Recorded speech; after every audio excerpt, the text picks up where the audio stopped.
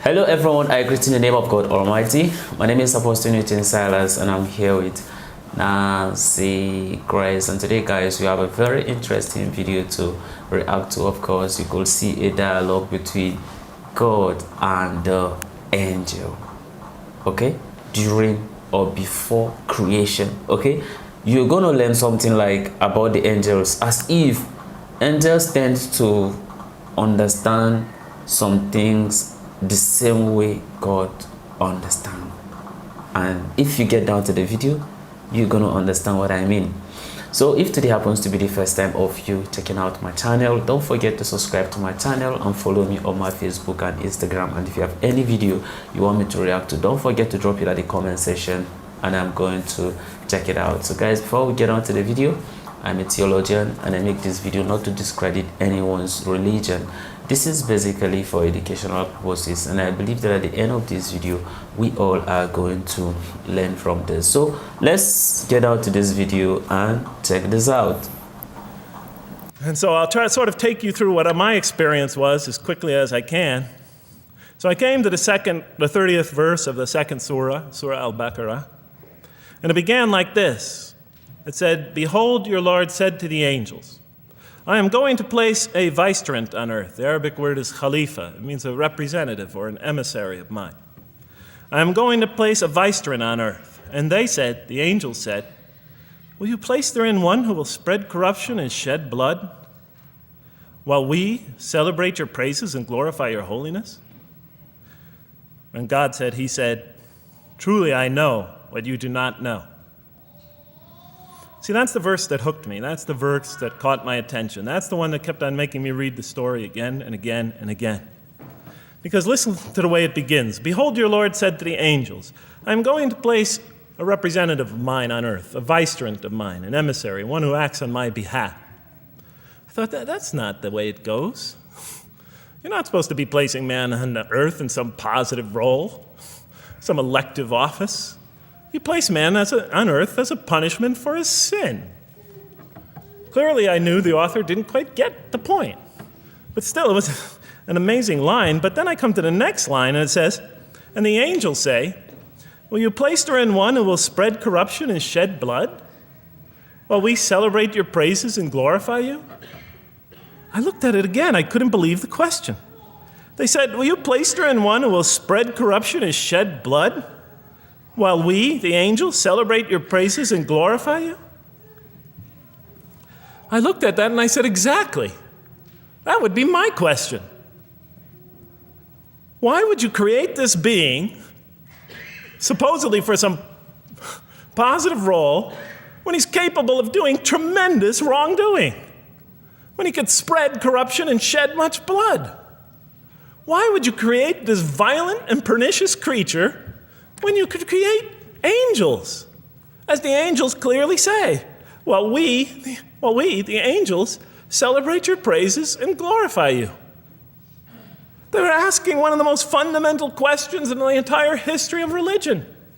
Why create you, man, this utterly fallible creature, this creature who could rebel against God's will, who could do such tremendous wrongdoing, who could wreak havoc like no other creature on earth, when you can make them angels? And look where the question is being asked. It's being asked in heaven. It's almost like saying, look, why don't you just make them angels and be up here in heaven with us, Why don't you just make them angels, pop them into heaven, he's fine. Why would you put him on earth where he could feel distant from you, where he can work out his worst criminal tendencies, act them out, feeling somehow independent and apart from you and free to do whatever he wants, when you could just make them angels and put them into heaven and make them perfectly submissive to your will? I looked at that question and said, that's my question. I'm not even a single verse into the story of mankind, and there before me I see my question. That whole question, everything that I ever thought, everything that I ever experienced, everything that I ever knew was in that question. It was as if the author took my life and wanted to pick out exactly the right question to humiliate me, to provoke me, to anger me. Why create man, this most destructive and violent creature, when you could make him angels? And then look at the answer. And he said, God said, truly I know what you do not know.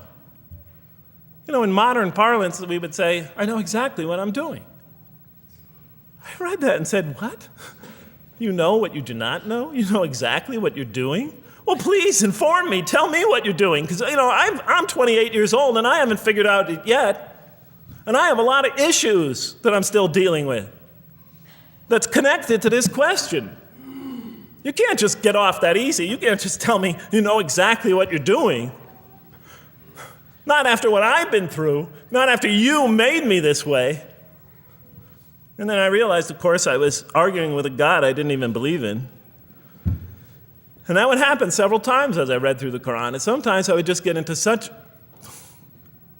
so agitated by what I read, I'd start arguing with this voice that I'm reading before me, that's calling to me. That's a very interesting video, of course, hearing the dialogue between angels and God himself, of course, about creation of man. But before then, Nancy, what do you have to say concerning this very video? And then, very interesting video. Yeah. But what I have to say is that actually, as he said, that God knows what he was doing. Yeah. So a scripture that came into my mind, God said, yes, I know the plans. God knows the plans he has for man, he has for us. He said it's the plans of good. So before he even created man, he knew the plans he has, the good plans for man, and for man to be in a garden, to serve him, to worship him, and to take charge and to take dominion. I think that is the reason why God created man in his own image and after his likeness. So if he did not know what he was doing, he could have just created only the angels to do it. And he knows that no, and maybe angels cannot do it. Let them be there, just be worshiping him and be praising him. So I think that is just what I learned, and the reason why God said, I know the plans. He know already because he is God. He created man to just be on earth to serve him for a purpose, for a reason. And I pray that God purpose will actually, he said his purpose and that plans to definitely come to pass. Well, that's a very interesting one. But then, my true followers, please, anytime that you hear me saying that I finally got to my Quran, please reminds me to read that Surah Al-Baqarah, of course, to look at the dialogue between God and the angel. Because me listening to this video, of course, for the first time, and then also about the Surah Al-Baqarah, on how God talk about, you understand, he is going to create his representative or his Khalifa. Well, I do not know how it put it in the Quran, but then based on his explanation, and then the angel says that, oh, why are you creating a man like somebody that will come and spread corruption and then shed blood, right? So if you look at that, it's as if the angel is kind of having an argument with God, right? And based on the teachings that I have listened to, according to maybe the Islamic belief and according to the Christian faith, of course, we all know that angels don't have will, right? And I don't expect that angels should even try to kind of have an argument, right? Because we believe that angels, they take instruction. Whatever God says they should do, they should do. So at what point did the angels were able to know what God, you understand, want to do, to the point that knowing that the creature that God wants to create is going to shed blood and spread corruption? I know that holistically, when we talk about, you understand, jinn, we knew that, of course, the jinn have lived on earth before, right? And we knew that this is what jinn does. They spread corruption, they shed blood to the point that God decided to destroy all of them except Shaitan, that he left, right? And this this video is talking about God dialoguing with angels, and at that point in time, the angels, of course, they are all in heaven, and then they will just be there worshiping, praising God and all that. But then when God is talking about, you understand, he wants to create, and this one is saying that will you create somebody who will come and spread corruption and then shed blood, then as if the angels understand the mind of God, even though at the end he says that I know what you do not know. But to me, I feel as if the angels was kind of having an argument.